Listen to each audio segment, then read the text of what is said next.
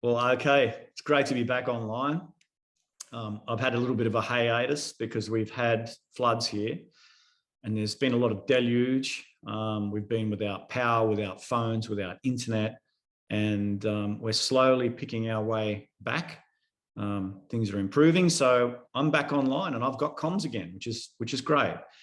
So I'm going to kick things off again with a video, and in this video I'm going to talk about how there's no forwards in backwards. We don't go forwards if we go into reverse. And the more athletes that I have the chance to work with on specifically mental prep, let's say, the more I see the root of the problem as an inability, let's call it, to become quiescent, to become quiet, still, especially while we're in the process of training, racing. So one of the first questions I ask is, to an athlete anyway, can you sit without thought? And the answer is invariably no. Not surprising, the inner is a mirror of the outer. If we don't practice some stillness on the inside, we'll go on reflecting the outside, which is a lot of the time chaotic, isn't it? So what's wrong with not being able to reach some stillness as an athlete, you say? Because look, it's a dynamic sport, isn't it?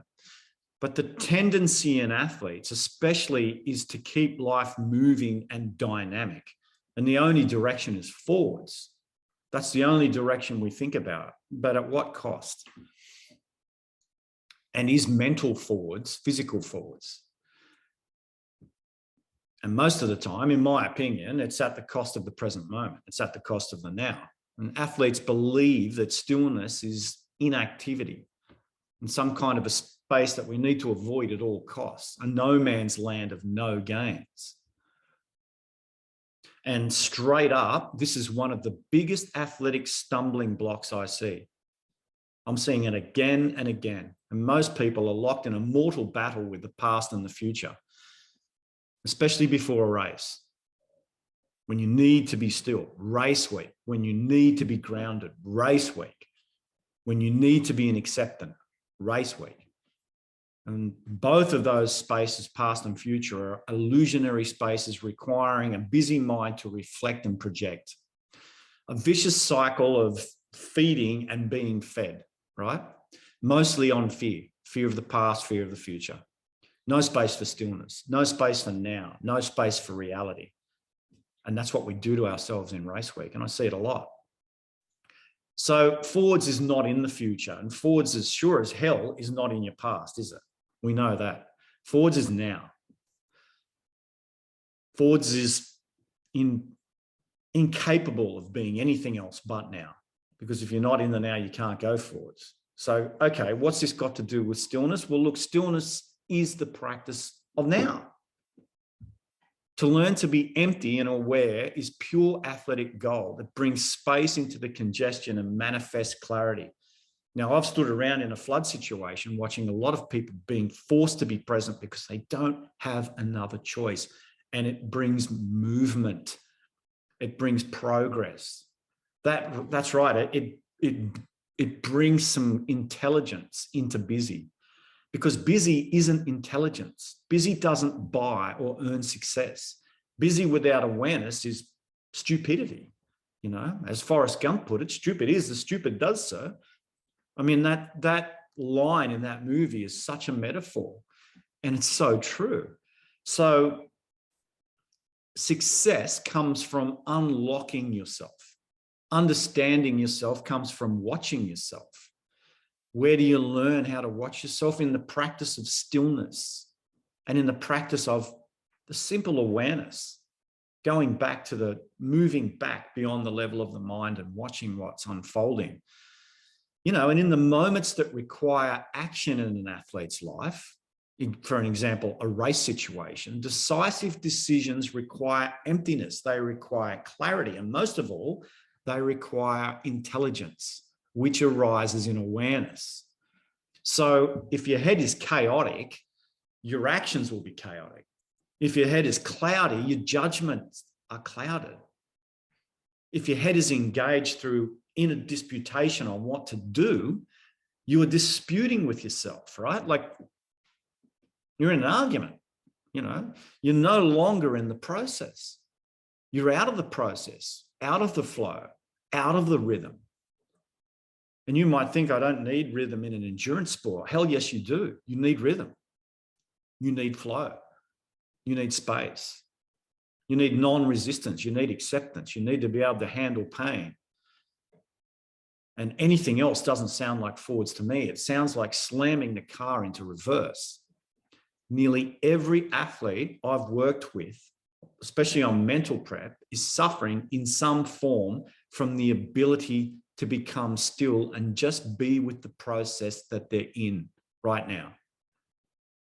Most actively avoid it or try to disassociate from it, or are fearful of it, mostly because of the past and the future.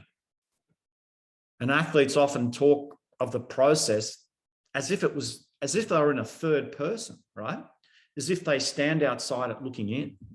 Then all the thinking that they can't stop themselves from doing is projected, not owned, nor sensed for that matter. So we're not owning it. We're not owning the process. We're trying to push it out here. We're not with it. And if you really want to explore the possibility of an athletic process, you have to become one with it. You have to become it. You have to sync with it. You have to flow with it. It has to be a singularity, not a duality. You have to learn to move from being aware of it to being the awareness inside it. And awareness doesn't make critical, self-judgmental ideas and beliefs a reality. Then when we do that, we move into flow, we move into rhythm. Then the decisions come from intelligence, directly, without panic, without indecision. And how do you get it? Like I said, you practice stillness. You learn how to become an empty vessel every now and then, even for just 10 minutes at the start, and make it a practice. Throw the phone away. Stop looking on your computer. Don't look at the TV. Be with yourself for once. Be with yourself in training. Then practice bringing the emptiness into the process. And after a while, you become aware of the fact that you're practicing being you, the essential you, the essential aspects, the original you, the unlimited vessel of the self. Sounds esoteric and, magic carpet riding kind of ideas that someone might have, but it's not. It's all about you. It's all about authenticity. It's all about grounding and strength and moving into your potential. And if you want to talk about confidence, this is the true definition of it. Any other projected type is Hollywood. It's not reality. Self-confidence doesn't need to think self-confidence. You can't think self-confidence. Self-confidence is something you feel. And what does self-confidence essentially require? The first part of the word, self. Self doesn't require confidence. It already is the source of all there is and all there will ever be, regardless of what people out there tell you. Regardless of how they try to put you down or how they try to kick you, they can't take it from you. The quieter you become, the more you're able to hear. And that's a Rumi quote. So be with yourself, and I'll see you in the next video. Thanks for listening.